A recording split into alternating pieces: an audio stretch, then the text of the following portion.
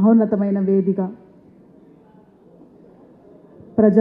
ప్రజల పాలనకు పాటల నీరాజనం అనే చాలా మనసు నిండుగా రాసిన ఒక కొటేషన్. నిజంగా ప్రజల పాలన నడుస్తున్నది. ఆ ప్రజల పాలనకు ఏ తెలంగాణ పాట త్రూ వచ్చిందో ఆ పాట త్రూయే నీరాజనం పలకాలని ఒక మంచి సదస్సుని మన ఏపూరి సోమన్న నిర్వహించడం చాలా ఆనందంగా ఉందన్న. అన్న చాలా ధన్యవాదాలు. ఈ వేదిక మీదున్న పెద్దలు మోత్కూరి నరసింహన్న గారికి, సతీష్ అన్న గారికి, ఎడ్యుకేషన్ కమిషన్ మెంబర్స్కి, పెద్దలకి, ఉస్మానియా స్టూడెంట్స్ వచ్చిపోయిన వాళ్ళకి, పెద్దలకు అందరికీ పేరు పేరున మీ చెల్లి, మీ బిడ్డ, మీ వెన్నవల తరఫున పాదాభివందనాలు. అట్లాగే వేదిక మీదున్న కళాకారులు, ఇదంతా కళల వేదిక. కళాకారులు, రచయితలు, ఉద్యమకారులు, అన్నలు, అక్కలు, చెల్లెలు, మీ అందరికీ కూడా మీ బిడ్డ తరఫున, మీ చెల్లె తరఫున పాదాభివందనాలు. ఇందాక పెద్దలు అందరూ చెప్తున్నట్టు మన పాలన ఊరికే రాలేదు తెలంగాణ, ఊరికే రాలేదు తెలంగాణ. కన్నీళ్లు కరిగించి, రక్తము చిందించి, ఉద్యమాలు చేసి, ఉరి కొయ్యలకెక్కించి, ట్యాంక్ బండ్ మీద, ఉస్మానియా హోటల్ గల్లీ గల్లీలా రక్తం చిందించి, కన్నీళ్లు చిందించి, కొట్లాట చేసి సాధించుకున్న తెలంగాణ. ఈరోజు నేను ఒక చిన్న సాంస్కృతిక శాఖకు, ఒక తెలంగాణ సాంస్కృతిక సారథిగా 4 నెలలుగా పనిచేస్తుంటేనే నా మనసు గాయమైపోయిందన్న. సోమన్న ఉన్నారా? అక్కడ పోయినట్టున్నారు. ఎంత గాయమైపోయిందంటే ఒక చిన్న ప్రభుత్వంలో ఒక చిన్న విభాగాన్ని ఎంత నీచంగా పరిపాలన జరిగిందోనే నా మనసు కాలిపోయి ఆవేదన చెందుతున్న సమయం. అంటే ఒక బిట్టు ప్రభుత్వంలో తెలంగాణ సాంస్కృతిక సారథిలో ఒక చిన్న విభాగంలోనే ఇంత అవకతవకలు, ఇంత అనర్థాలు, ఒక సిస్టమ్ లేకుండా పనిచేసింది అంటే మొత్తం డిపార్ట్మెంట్స్ ఏ విధంగా పరిపాలన జరిగిందో మనం అర్థం చేసుకోవచ్చు. నాకైతే గుండె రగిలిపోతుంది. నాకైతే మనసు బాధ గాయపరిచిపోయింది. ఎంత గాయపరిచిపోయిందంటే ఎంతోమంది త్యాగాలతోని ఏర్పడ్డ తెలంగాణకు విలువ లేకుండా పోయింది అనే మనసు చాలా గాయమైపోయింది. సో ఆ గాయాన్ని పూడ్చుకోవాలి మనమే. మరొక్కసారి మనమే ఉద్యమం చేయాలి. ఎందుకంటే మన కోసం మన ప్రభుత్వం, తెలంగాణ ప్రభుత్వం, ప్రజల కోసం మనం సాధించుకున్న ప్రభుత్వం మరొక్కసారి తమ జీవితాన్ని అంకితం చేసి తెలంగాణ కోసం పోరుబాట వేసిన, పాటల ఉద్యమాన్ని నడిపిన గద్దరన్నతో పాటు ఎంతోమంది కళాకారులు మరొక్కసారి భౌతిక తెలంగాణ కాదు, మనకు సామాజిక తెలంగాణ కావాలి, సమానమైన తెలంగాణ కావాలని మరొక్కసారి 2015 నుంచే గ్రౌండ్ లెవెల్ వర్క్ చేసుకుంటూ వచ్చారు గద్దరన్న గారు. మరి ఎవరిను, ఏ పార్టీ జెండా ఎత్తుకోవాలి, ఎవరు పట్టుకోవాలి, ఎటు పోవాలి అని గల్లీ ప్రతి ఒక్క పార్టీ ఇంటికి గల్లీకి వెళ్ళి, ప్రతి ఒక్క గడపకి వెళ్ళి, ప్రతి ఒక్క మనిషి ఇంటికి వెళ్ళి మరి ఒక్కసారి తను ఇంటింటికి వెళ్ళి, పల్లెకి వెళ్ళి, ప్రతి ఒక్క గడపకి వెళ్ళి మనం అన్యాయం జరగబడ్డాము, దీన్ని ఎలా ఎదుర్కోవాలి, ఈ నిరంకుశిత పాలన మనం కూలగొట్టాలి అంటే అందరం ఐక్యం కావాలి. ఐక్యమై మరి ఎవరిని తీసుకొని పోవాలి ముందుకు? ఎవరైతే మన ప్రజాస్వామ్యాన్ని రక్షించుకోవాలనుకుంటున్నారో, ఎవరైతే ఈ భారత రాజ్యాంగాన్ని రక్షించుకోవాలనుకుంటున్నారో ఆ జెండా పట్టుకొని మనం కలిసి ఈ నిరంకుశితున్న పాలన, ఈ గడీల పాలన కూర్చాలని గద్దరన్న 2017 నుంచి కాంగ్రెస్ పార్టీకి సపోర్ట్ చేస్తూ చివరి దాకా ప్రజాపాలనలో, ప్రజాబాటలో చివరి దాకా కూడా ఆయన సపోర్ట్ చేస్తూ వచ్చాడు. అదే భాగంలో నాకు అవకాశం వచ్చినప్పుడు నేను కూడా ఈ ప్రజాపాలనలో ముందుంటానని వస్తూ ఈ రోజుకి కూడా మనం ప్రజాపాలనలో జరుగుతున్న ఒకటి కాదు రెండు కాదు, మనం ఒక ఛాలెంజ్గా తీసుకోవాలి. అదే ఏపురి సోమన నేను మాట్లాడుకున్నాం. ఎంతమంది లబ్ధిదారులు అంటే గత సంవత్సరంగా 10 ఏళ్ళు చేసింది పాలన చూపెట్టాలి. మనం సంవత్సరం లోపల కాంగ్రెస్ పార్టీ వచ్చినాక రేవంత్ అన్న ఆధ్వర్యంలో జరిగిన సంక్షేమ పథకాలు మరియు లబ్ధిదారుల పథకాలు జిల్లా వారీగా చేస్తే ఒక 200 పేజీలు వచ్చినాయి. ఇదంతా చదువుదాం అనుకున్నా, నేను మొత్తం లిస్ట్ అంతా చదువుదాం అనుకున్నా, కానీ నేను వేరే మీటింగ్ నుండి లేట్ రావడం జరిగింది. అంటే 200 పేజీలు వచ్చినాయి. ఈ 200 ఒక్కొక్క పేజీ ఒక్కొక్క పాట రాసి ప్రజల్లోకి తీసుకుపోవాల్సిన బాధ్యత మొదటిగా మన కళాకారులకే, దగాబడ్డ తెలంగాణ వాదులకు, దగాబడ్డ కళాకారులకే ఉందని నేను అనుకుంటున్నాను. మనమే తీసుకోపోగలుగుతాం. ఇది మనమే 10 ఏళ్ళగా జరిగింది ఏంది, సంవత్సరం లోపల జరిగింది ఏంది అని మనం ఈ పుస్తకాన్ని పాట రూపంలో పాటగా అల్లి తీసుకుపోవాల్సిందిగా నేను ఏపురి సోమన్నకు, మన కళాకారులకు, మన టీఎస్ఎస్ తెలంగాణ సంస్కృతి సారథ కళాకారులకు కూడా ఇది ఇవ్వాలనే ఉన్నాను. అట్లాగే బయట ఉన్న కళాకారులు కూడా అందరూ మన కళాకారులే. ఒక కన్ను టీఎస్ఎస్ కళాకారులు అయితే ఒకడున్న బయట నిరుద్యోగ కళాకారులు అని నేను ముందుగానే చెప్పినాను. ఇద్దరు నా అన్నలు, నా తోడబుట్టిన వాళ్ళని కలుపుకొని మరో సామాజిక తెలంగాణని మనమే నిర్మిస్తాము అనే ఒక గట్టి నమ్మకంతో రేవంత్ అన్న ఎవరినో కాదు, గద్దరన్న బిడ్డనే ఇక్కడ నిలబడితే కళాకారులకు గౌరవం దక్కుతుంది, కళాకారులకు న్యాయం అవుతుందని నన్ను తీసుకొచ్చి ఇక్కడ పెట్టారు. నేను ఈ 3 నెలల నుంచి పనిచేస్తుంటే చెప్పాను కదా, గుండె రగిలిపోతుంది. ఎంత అన్యాయం, లోపలున్న కళాకారులు ఎంత అన్యాయం అయినారో, బయట ఉన్న కళాకారులు ఏ విధంగా అన్యాయం అయినారో తెలిసి ఒక పెద్ద పుస్తకం రాయాలి. 45 డేస్ ఆఫ్ రిపోర్ట్ అక్కడ రాశాను నేను. 45 రోజులు పనిచేస్తే 45 రోజులు ఒక్కొక్క రోజు ఒక్కొక్క బాధ, ఒక్కొక్క తప్పులు 45 రోజులు రిపోర్ట్ చేస్తే అది చూసి పరిచయం అయిపోయినారు. మరి అరే 45 రోజులకి ఇంత ఉందంటే ఇంకా 45 రోజులు రిపోర్ట్ మళ్ళీ వస్తుందన్నా. సో వీటిని మనం ప్రజల్లోకి పెద్ద ఎత్తున బాధ్యతగా తీసుకుపోవాల్సిన ఎంతో ఆవశ్యకత ఉంది. ఇది ఒక్కటే కాదు, ఇది మొదటి బాధ్యత అయితే రెండోది పెద్ద యుద్ధానికి సంసిద్ధం కావాలి. ఆ యుద్ధం ఏంటంటే మనువాదాన్ని ఎదుర్కోవాలి. మనం మనువాదాన్ని ఎదుర్కోకపోతే మనం మసిగారిపోతాం. రేపు రానున్న టైంలో మీరు ఆడ కూర్చోడానికి అవకాశం ఉండదు, నాకు ఈడ మాట్లాడడానికి అవకాశం ఉండదు, ఈ వేదికనే ఉండదు. ఎందుకంటే చాప కింద నీరులాగా మతాన్ని కులాన్ని బలోపేతం చేస్తూ రాజ్యాంగంలో ఒక్కొక్క పేజీ చించేయాలని కుట్ర పన్నుతున్నారు. మరొక్కసారి గద్దరన్న బతుకుంటే నేను అడిగాను, నానా మీరు ఆపరేషన్కి వెళ్తున్నారు ఎందుకోసం నాన్న, ఎక్కడో భయంగా ఉందంటే, ఏం భయపడకు బిడ్డ, నేను డాక్టర్ నీతో మాట్లాడినా, ఆయన చెప్పిండు నా గుండె పనిచేస్తుందంట, నా గొంతు పనిచేస్తుందంట, నా మెదడు పనిచేస్తుందంట, నా కాలు చేయి పనిచేయంట. నాకు ఈ 3 పనిచేస్తే చాలు బిడ్డ, కాలు చేయి పని చేయకున్నా సరే తెలంగాణ నుంచి మరో స్వాతంత్ర సాంస్కృతిక యుద్ధాన్ని మొదలుపెట్టబోతున్నాను నేను, మరో నిశ్శబ్ద యుద్ధాన్ని మొదలుపెట్టబోతున్నాను నేను. మన కళాకారులను ఐక్యం చేసి అదే భారత రాజ్యాంగాన్ని రక్షించుకోవడం.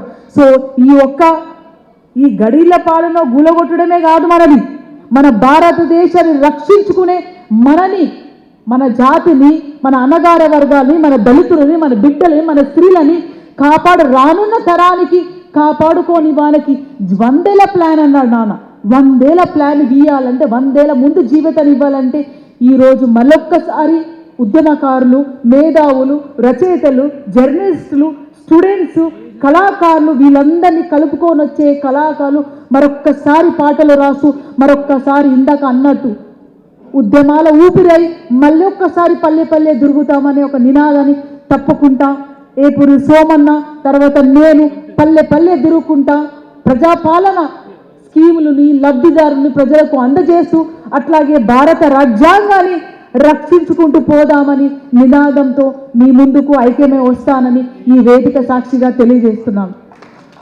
అన్న అప్పుడప్పుడు గద్దరన్న పాట రికార్డింగ్లో ఫోన్లో వింటూ వస్తున్నప్పుడు గుండెలు కదిలిస్తూ ఉంటాయి. ఎప్పుడన్నా సడన్గా ఏపురి సోమన్న పాట వినగానే అదే విధంగా గుండె కదులుతుందన్న. నాన్న ఎక్కడో లేదు, మీ గొంతులో ఉన్నాడు, మీ గుండెలో ఉన్నారు. కళాకారు గొంతులో ఉన్నారు, గుండెల్లో ఉన్నారు, ఉద్యమకారులు గుండెల్లో ఉన్నారు. మీరు వారసులు, మీకు శిష్యులం మేము. గద్దరన్న శిష్యులు మీరైతే మీ తర్వాత మేము మీ అడుగుజాడలో మేము వస్తున్నామన్నా. ఈ అవకాశం ఇచ్చినందుకు చాలా ధన్యవాదాలు. Thank you so much.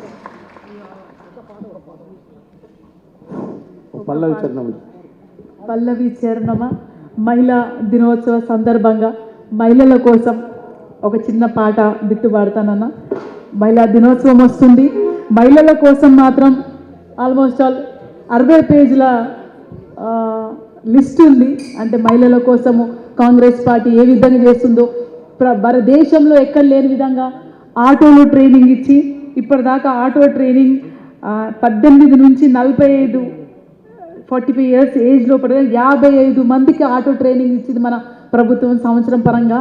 ఈ ఆటో ట్రైనింగ్ చేసుకున్న వాళ్ళకు మహిళా దినోత్సవం రోజు వాళ్ళకు ఆ సర్టిఫికేట్స్ అందజేస్తారు.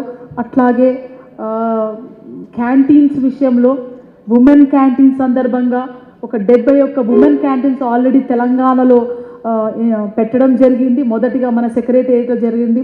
అట్లాగే చూస్తే బస్సెస్ సంబంధించిన బస్ ట్రైనింగ్స్ ఇవ్వడం జరుగుతుంది. అట్లాగే ఆర్ట్ అండ్ కల్చర్ రూపంలో ఎస్పెషలీ కుట్టు ట్రైనింగ్స్ ఇవ్వడం జరుగుతుంది అన్ని ఉమెన్ అండ్ చైల్డ్ డెవలప్మెంట్ ద్వారా. అట్లాగే చూస్తే స్కిల్ డెవలప్మెంట్లో భాగంలో ఉమెన్కి పెద్ద పీట వేస్తూ ఉమెన్కి సంబంధించిన ఫ్యాషన్ టెక్నాలజీ, డిజైనింగ్, తర్వాత ఇతరత్ర బిఎడ్ సంబంధించిన కోర్సులు కూడా స్కిల్ డెవలప్మెంట్ ఉమెన్కి పెద్ద పీట ఇవ్వడం పోతుంది. అన్నిటికంటే గొప్పగా ఏంటంటే మన కోటి ఉమెన్స్ కాలేజ్కి మన చాకలే ఐలమ్మ పేరు పెట్టడం జరిగింది.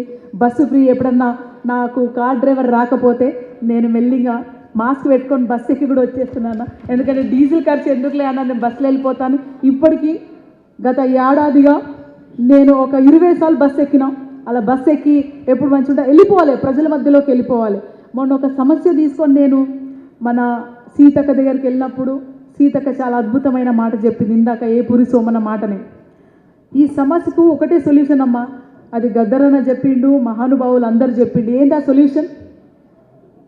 ప్రజల సమస్యలకు ప్రజలే పరిష్కారం ఇస్తారు. ప్రజల సమస్యలకు ప్రజలే పరిష్కారం ఇస్తారు. వెన్నెలమ్మ, నువ్వు ప్రజల మధ్యలోకి పో అన్నారన్నమాట. సో ఖచ్చితంగా ఏ పురి సోమన్న నేను ప్రజల మధ్యలోకి వస్తాము. స్త్రీలకు షీ టీమ్ ద్వారా, అట్లాగే టీ సేఫ్ అనేది యాప్ ద్వారా అమ్మాయిలకు సేఫ్టీ మెజర్స్ని కూడా ఎక్కువ విధంగా కాలేజెస్లో, స్కూల్స్లో, బస్ స్టాప్స్లలో వాళ్ళని ఏ విధంగా యూటిలైజ్ చేసుకోవచ్చు అని చేయడం. తర్వాత లెదర్ టెక్నాలజీ ట్రైనింగ్స్ కూడా ఉన్నాయి. లెదర్ టెక్నాలజీ ట్రైనింగ్స్ ఇస్తారు. ఇట్లా మొత్తం లిస్ట్ అంత ఉంది. ఈరోజే అసలుకి సంక్షేమ పథకాలు మనం తీసుకుపోవాలంటే మనకు తెలిసి ఉండాలని చెప్పి నేను మరి సెక్రటేరియట్లో వెళ్ళి కూర్చొని 2 గంటలు కూర్చొని తీసుకొని రావడం జరిగింది. సో మార్చ్ 8వ రోజున మనకు బీమా అంటే ఆరోగ్య బీమాతో పాటు స్త్రీలకు ఇందిరమ్మ బీమా, ఆరోగ్య బీమా కింద ఎవరైతే కుటుంబంలో కానీ వారు గ్రూప్స్లో ఉన్న మహిళలు చనిపోతే, వారి కుటుంబంలో చనిపోతే వాళ్ళకు 5 లక్షల నుంచి 10 లక్షల వారికి చెక్కు అందజేయడం జరుగుతుంది. అది 400 మందికి, కుటుంబ సభ్యులు మృతి చెందిన 400 మందికి మార్చ్ 8వ తేదీన చెక్కులు ఇవ్వడం జరుగుతుంది. అలాంటివి చాలా ఉన్నాయి. సో మహిళల కోసం ఒక మహిళలుగా వెన్నెలమ్మ, నీ ఆశయం ఏంటంటే నా ఆశయం ఏమి లేదు, నా బిజినెస్లు ఏమి లేవు, నా కోరికలు ఏమి లేవు. నా కోరికల్లో ఒకటే కోరిక, గద్దరన్న చివరిగా చెప్పిన కోరికనే నా కోరిక, ఆశయం. భారత రాజ్యాంగాన్ని రక్షించడము, ఓట్ల విప్లవాన్ని ముందుకు తీసుకుపోవడము, పాలనలో మనం ఉండడము, స్త్రీలు ఉండడము, దళితులు ఉండము, అప్పుడే మన సమస్య తీరుతా అన్నాడు. సో అదొకటే కోరిక. సో స్త్రీగా నా మొదటి బాధ్యత, ఒక స్త్రీగా నేను స్త్రీల పక్షినే, వాళ్ళ పాటే నిలబడతాను, వాళ్ళ గొంతై పాడతాను. అట్లాగే అన్నలు తక్కువ అని కాదు, ఇద్దరం సమానము. అట్లాగే పిల్లలు, నేను చదువుకున్న చదువు కూడా ఉమెన్ అండ్ చైల్డ్ మీదనే నా రీసెర్చ్, నా చదువు అంట. సో ఉమెన్ అండ్ చైల్డ్ గురించే, పిల్లల కోసమే నేను చదువుతూ ముందుకు వస్తూ ఉన్నాను. సో మన ప్రియమైన అక్కల చెల్లెల కోసము ఒక చిన్న పాట, ఒక బిట్గా మీకు పాడతాను. అది గద్దరన్న రాసిన పాటనే, ఆయన మ్యూజికే తీసుకున్నాను, ఆయన మాటలే తీసుకున్నాను. ఆయన మాటలనే ఇక్కడిదక్కడ అక్కడిక్కడ పెట్టి అల్లి మళ్ళీ ఆయన మాటలే, ఆయన పేరుతోనే మళ్ళీ ప్రజలకు అంకితం చేస్తున్నాను. అది మన స్త్రీలకు, మన మహిళలకు అంకితం చేస్తున్నాం. కలసిపోదమా మనం నడసిపోదమా నడసిపోదమా కలసిపోదమా మనం నడసిపోదమా నడసిపోదమా మనం నడసిపోదమా మహిళా పాలన కోసం పయనమౌదమా మనం కోరు చేదమా మహిళా పాలన కోసం పయనమౌదమా మనము కలిసిపోదమా కలిసిపోదమా మనం నడసిపోదమా నడసిపోదమా మహిళా పాలన కోసం పయనమౌదమా మనం కోరు చేదమా పయనమౌదమా మనం నడసిపోదమా మహిళా పాలన కోసం నడసిపోదమా మనము కోరు చేదమా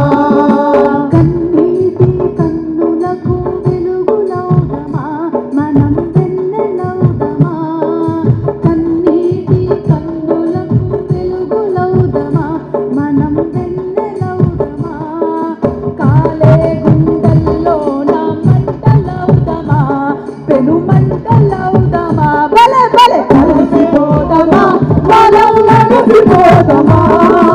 కలిసిపోదమా మనము నడసిపోదమా మహిళా పాలన కోసము కోరు చేద్దామా మనము కోరు చేద్దామా నీచుల కన్నుల్లో నా కారం జల్దమా నీచుల కన్నుల్లో నా కారం జల్దమా తోపిడి గుండెల్లో నా కృపమౌదమా తోపిడి గుండెల్లో నా కృపమౌదమా బాబులౌదమా బలే బలే కలిసిపోదమా మనం కలిసిపోదమా కలిసిపోదమా మనం కలిసిపోదమా మహిళా పాలన కోసం కోరు చేద్దామా మనము కోరు చేద్దామా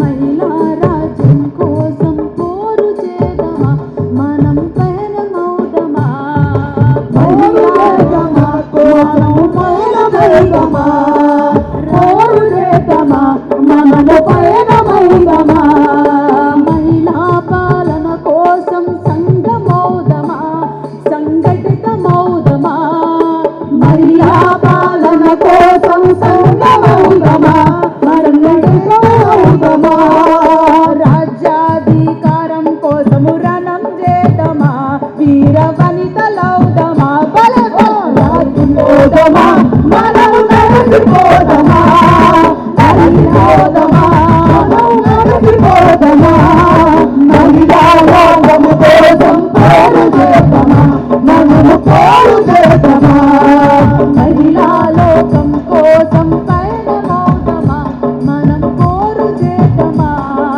మహిళా లోకము కోసం కోరు చేద్దామా మనము కోరు చేద్దామా మహిళల కోసం కూడా ఖచ్చితంగా పోరుబాటను ఎంచుకొని పాలనలో భాగమవ్వాలని కోరుతూ పాలనలో భాగమవుతేనే మన మహిళల సమస్యలు సామాజిక సమస్యలు పేదరికం దోపిడీ దౌర్జన్యం అసమానతలు రూపు మార్చే దిశగా మనం ముందుకెళ్ళాలని కోరుతూ గద్దరన్న గారి చివరి కోరిక save constitution save democracy save India నినాదాన్ని ముందుకు తీసుకుపోవాల్సిందిగా నేను కోరుతున్నాను. ఈ అవకాశం ఇచ్చినందుకు ఏపూరి సోమన్నకు చాలా ధన్యవాదాలు అన్న. ఎల్లప్పుడూ నీ చెల్లిగా నీకు కోరసిస్తూ చిన్నప్పుడు అన్న వాడినప్పుడు మేము కోరసిస్తూ ఉండేవాళ్ళం. అట్లాగే నీకు కోరసిస్తూ నీ వెనకండి ఉంటామని ఈ వేదిక మీద నుండి తెలియజేస్తున్నాను. Thank you.